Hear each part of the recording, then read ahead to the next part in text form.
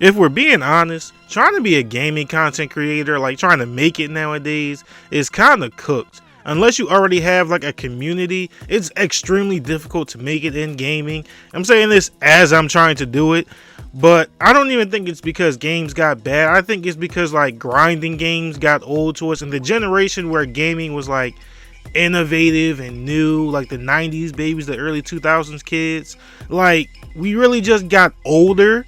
And we really just got, like, even though we still play the game, we're a lot less interested in gaming content. And I think the newest generation, even if they play the game a lot, are not interested in gaming content. The content that's booming right now is the IRL content, and not just any IRL content, the crash out IRL content. Like the people running in people's houses, the people disturbing people just living their life, the kind of content that most of us really just can't get into. That's how a lot of people are getting famous overnight, just by doing stupid stuff, just by doing the most ignorant, dumbest things in the world.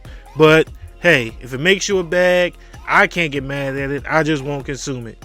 But really, I got into that because this whole video is themed around like when gaming was fun. Everyone knows 2K20 was my favorite 2K, and the best center in 2K20 was a paint beast. In this game, this is the first game since 2K20 where I found the paint beast build. And I just want to have a nostalgia run. I want to see if the paint beast is good. So I'm going to check out the paint beast for this video, still give some of my opinions as I go through. And I'm going to see if the paint beast is still a dominant build or even a good build in 2K24. So be sure to drop a like and let's get into the video. So here's what the build looks like. It's 7 foot 248 with a 7'5" wingspan. As you can see, no 3-point shot at all. That's what helps it be a paint beast. Just off the build, would I recommend it?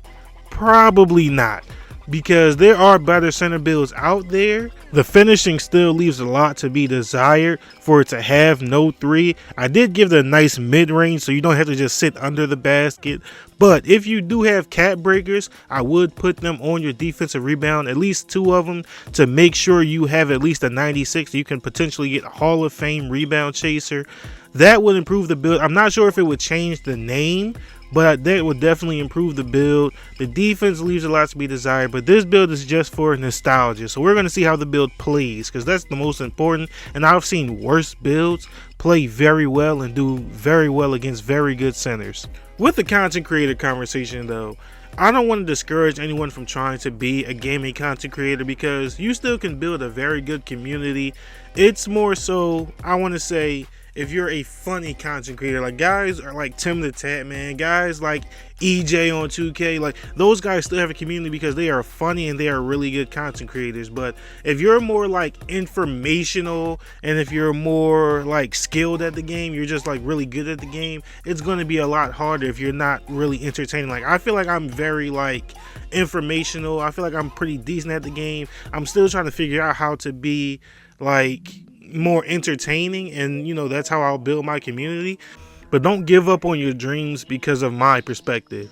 Now, as far as this build goes, from playing with it, I realized it's a very, very good post-up finisher. It's a very good rebounder. I still would like it to be a better offensive rebounder, because I've fallen in love with builds that have high offensive rebound. The defensive rebounds are more so like positions, unless you're going against another guy with high offensive rebounding. The biggest drawback of the build is that you tend to get pulled in a lot when you try to shoot those deep mid ranges, and you don't have a 3 to compensate, so sometimes you end up clogging the lane a lot, and I think it makes it harder for your guards to really operate and be very diverse.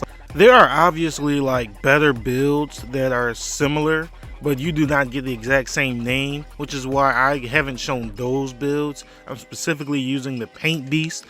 Overall, I would not necessarily recommend this build, especially if you're looking for something competitive. It's pretty fun to use though, like I said, so if you just want to hop on the game, not be competitive, and just have fun and have a good time, I definitely say try it out. If there is a slightly better paint beast build that you have, or you're able to tweak this one to still have the same name but be much better competitively, just let me know in the comment section down below. But that's about it for this one, guys. Be sure to like, comment, subscribe, tell a friend, show some love, do something, and I'll catch you guys in the next one.